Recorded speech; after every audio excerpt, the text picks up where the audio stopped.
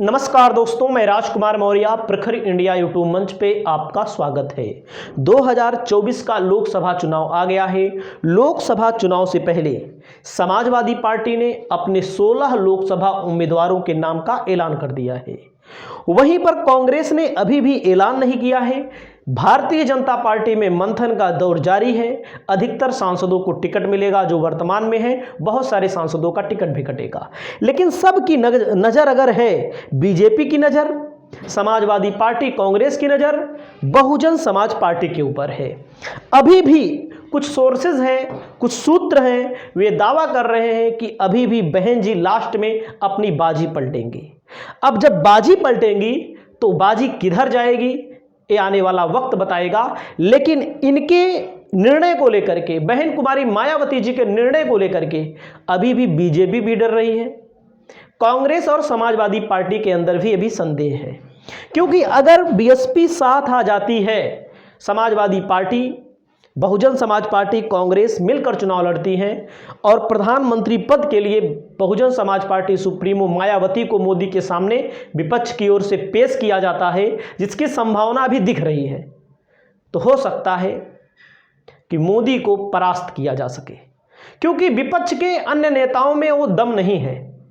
चाहे मोदी हो, मोदी तो भाई अपनी पार्टी के बड़े नेता हैं, बड़े लीडर हैं देश के भी, लेकिन चाहे अखिलेश हो, चाहे राहुल गांधी हो, चाहे ममता बनर्जी हो, जो ताकत मायावती के अंदर है, भले उनके पास 10 सांसद 2019 में गठबंधन के माध्यम से जीते हो, बहुजन समाज पार्टी विधानसभा में 1 सीट पर सिमट गई हो, लेकिन बहुजन समाज पार्टी का जो जनाधार है पूरे भारत में है। अब जैसे ममता बनर्जी का सिर्फ बंगाल में ही आप मान लीजिए, नीतीश कुमार का लगभग बिहार में ही आप मान लीजिए, लगभग बिहार में ही मान लीजिए, लालू का बिहार में मान लीजिए। अगर लालू यादव यूपी में आकर चुनाव लड़े तो उनको कोई वोट नहीं देगा, उनको समाजवादी पार्टी का कैडर वोटर समाजवादी पार्टी को वोट देगा।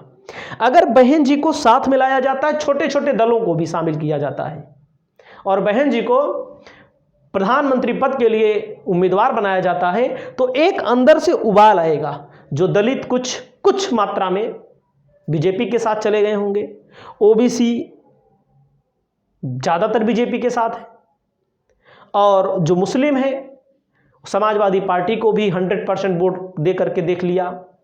कांग्रेस तो एकदम खत्म पार्टी है, मान लीजिए उत्तर प्रदेश में, वो चाहे जितनी बड़ी यात्रा करें लेकिन उसका प्रभाव बहुत कम है। तो हम सीटों की बात करने जा रहे हैं। जिस मुद्दे पर हम आए हैं, हम उम्मीद करते हैं गठबंधन की अभी भी, क्योंकि हमें मजबूत विपक्ष चाहिए, मोदी के सामने एक मजबूत ताकत चाहिए चुनाव लड़ने वाला। बहुजन समाज पार्टी के 10 सांसद जीते थे, जिसमें से अमरोहा, अंबेडकर नगर, जौनपुर, लालगंज, गाजीपुर, बिजनौर, नगीना, श्रावस्ती, घोसी, सहारनपुर ना, इतने सीटें इनको मिली थी 10। मछली शहर 181 वोटों से चुनाव हार गई। कई ऐसे सीटें थी जो बसपा भी, सपा भी साथ मिलकर चुनाव लड़ी और बहुत कम मार्जिन से चुनाव भारतीय जनता पार्टी जीत पाई। अब बीजेपी के द्वारा भाई 80 की 80 सीट जीतने का दावा है, तो विपक्ष के अंदर भी डर है, 80 नहीं जीतेंगे तो 70 तो ले ही चले जाएंगे। तो इस चीज़ को लेकर के आशंकित है। बहन जी ने अभी पत्ते नहीं खोले हैं और बहन जी को लेकर कहा जाता है पत्ते आखिरी में राजनीति में खुलते हैं। आखिरी में पत्ता किसके पक्ष में होगा वक्त बताएगा। अमरोहा की बात करें तो दानिश अली यहाँ से सांसद थे। बहुजन समाज पार्टी ने पार्टी विरोधी गतिविधियों को का हवाला देकर उनको निकाल दिया। दानिश अली कांग्रेस की तरफ चले गए हैं और कांग्रेस की भारत जोड़ो यात्रा में भी शामिल हुए हैं। और अमरोहा से मुस्लिम प्रत्याशी एक बार फिर बहन जी खड़ी करेंगी। गठबंधन होगा तब भी खड़ी करेंगी, गठबंधन नहीं होगा तब भी खड़ा करेंगे। और मैं आपको बता दूं, अंबेडकर नगर से चर्चा है, रितेश पांडे जहां सांसद हैं, इस सीट पर भी बहन जी की तरफ से दावा किया जा रहा है। लोग ये बता रहे हैं, क्योंकि बसपा से खबर निकालना आसान नहीं है। बसपा में सिंगल डिसीजन होगा, बहन जी का जो डिसीजन होगा मायावती जी का वही होगा। रितेश पांडे के पिताजी सपा में हैं, इनका टिकट काट दिया जाएगा। जौनपुर से श्याम सिंह यादव, इनका भी टिकट लगभग कटना तय है। बहुत निराश थे, टीवी पर आपने देखा होगा, क्योंकि ये लोग चाहते हैं कि गठबंधन हो तो इन लोगों की भी स्थिति मजबूत बने।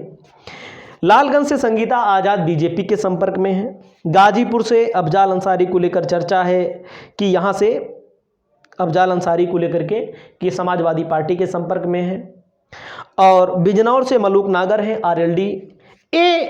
यही हैं बहुजन समाज पार्टी सुप्रीमो के खासम खास। आरएलडी को लेकर इनके पहले आरएलडी में थे, फिर बहुजन समाज पार्टी के साथ चुनाव लड़े। मैंने आरएलडी गलत बोल दिया, आरएलडी में लेकर जाने की चर्चा थी लेकिन इनकी चर्चा अब है कि आरएलडी को 2 ही सीट मिलेगी, तो जयंत चौधरी किसी अपने आम खास को लड़ा लेंगे। इनको कैसे लड़ाएंगे, तो इनके लिए समस्या है। अब इनका मानना है मेन पॉइंट इन्हीं से आप सोचिए, ये बार बार कह रहे हैं बहन जी अकेले लड़ने के लिए कह रही हैं, लेकिन एक प्रश्नवाचक चिन्ह खड़ा कर दे रहे हैं। इनकी बातों से लग रहा है, क्योंकि कह तो रहे हैं बहन जी अकेले लड़ेंगी, लेकिन इनकी बातों से लग रहा है प्रश्नवाचक चिन्ह। लेकिन ये चिंता किसकी कर रहे हैं, इंडिया गठबंधन की चिंता कर रहे हैं। तो इनके ऊपर हमको भी शक है, और ये हो सकता है लास्ट टाइम में डीलिंग करा दें। हाँ, लास्ट टाइम में देखो, राजनीति में जितने पत्ते खेलने हैं, मोदी जी को, योगी जी को, अमित शाह जी को आप देख रहे हैं। किसानों के मामले में आपने देखा, अभी आपने बॉन्ड के मामले में देखा, जो चंदा लेते हैं सबसे ज़्यादा खुद ले देते हैं कांग्रेस। मतलब एक भ्रष्टाचार का पैसा भ्रष्टाचार ना माना जाए, उसके लिए कानून भी इन लोगों ने बना दिया था। सुप्रीम कोर्ट ने हंटर चला दिया, एक के बाद एक बीजेपी निर्णय ले रही है। राम मंदिर का मामला था, अभी तक लग रहा था कि राम मंदिर के नाम पे वोट मिल जाएगा, लेकिन देखो भाई, अगर कोई चीज़ कभी कभी होता है, कोई चीज़ जैसे बहन जी हैं, थोड़ी देर मान लीजिए, लिस्ट अभी जारी नहीं हुई है, लोगों के मन में ये लग रहा है कि लिस्ट कब आएगी, लिस्ट कब आएगी, बीजेपी की लिस्ट कब आएगी ना। तो लोगों के मन में होता है कि जब तक नहीं आता लिस्ट, तब तक लोगों के मन में शंका रहती है, लोगों के मन में एक इच्छा रहती है कि हम देखेंगे लिस्ट को, जानना चाहेंगे, चाहे उस व्यक्ति से कोई मतलब हो ना मतलब हो। लेकिन बीजेपी में जैसे राम मंदिर का मामला था, उसको लगा कि हमारा ये मामला भी नहीं चलेगा। अब आपने देखा होगा, नीतीश कुमार को तोड़ के लाए, बैकफायर कर गया मामला पूरा। जयंत चौधरी को तोड़ कर लाए, वो भी बैकफायर कर गया किसानों को लेकर के। जो जयंत चौधरी धरना करते थे, लाठियां खाते थे। तो अब आखिरी उम्मीद बहन जी से बची है। घोसी से अतुल कुमार सांसद वर्तमान में है, बिना प्रचार किए चुनाव जीत गए थे। श्रावस्ती से राम शिरोमणि वर्मा को लेकर ये चर्चा है कि ये हो सकता है अपना दल के खाते में चले जाएं। नगीना से गिरीश चंद्र हो सकता है इसी पार्टी में रहें। सहारनपुर से हाजी फजलुर रहमान माजिद अली को लोकसभा प्रभारी समाजवादी पार्टी ने बना दिया है। और फैजाबाद से अब्बास अली जैदी का टिकट, आप टिकट सुनिए किसको किसको मिल रहा है। अब्बास अली जैदी का टिकट लगभग फाइनल चल रहा है। सुल्तानपुर से सोनू सिंह का फाइनल है। बिजनौर को लेकर के चर्चा है कि आकाश आनंद चुनाव लड़ सकते हैं, लेकिन मैं आपको बताऊं, बसपा के जो नाम हैं उनका खुलासा हम नहीं कर पाएंगे। लेकिन मैं आपको बता दूं किन किन सीटों पर बसपा पहली लिस्ट जारी करेगी। और सहारनपुर से कोई मुसलमान कैंडिडेट उतारा जाएगा। सहारनपुर में बसपा 1999 में, 2009 में, 2019 में 3 बार चुनाव जीत चुकी है लोकसभा का। कोई मुसलमान कैंडिडेट यहां से उतारा जाएगा। सुल्तानपुर से मैंने आपको बताया सोनू सिंह, मोनू सिंह का नाम चल रहा है। उसके बाद घोसी से मैं आपको बता दूं, घोसी से भी किसी न किसी मुसलमान को टिकट दिया जाएगा। घोसी बसपा जीती थी। अमरोहा 1999 में जीती थी, 2019 में भी जीती थी। इस सीट पर क्योंकि मुस्लिम बाहुल्य क्षेत्र है। संभल 1996, 2009 में जीती, 2019 में समाजवादी पार्टी जीत ली क्योंकि साथ में लड़े थे चुनाव। तो इस सीट पर कोई मुसलमान प्रत्याशी उतारा जा सकता है। अभी गठबंधन की संभावनाएं है, इधर से उधर भी मामला हो सकता है। मैं आपको बता दूं पहले, फैजाबाद से मैंने रुश्दी साहब को बता दिया।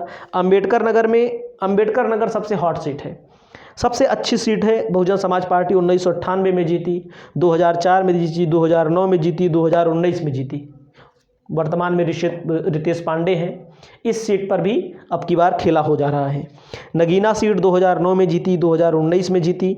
समाजवादी पार्टी, बहुजन समाज पार्टी यहाँ पर जीतती रही है। डुमरियागंज जो सीट है 2004 में जीती थी बहुजन समाज पार्टी, इस सीट पर भी मुस्लिम कैंडिडेट अब की उतारा जाएगा।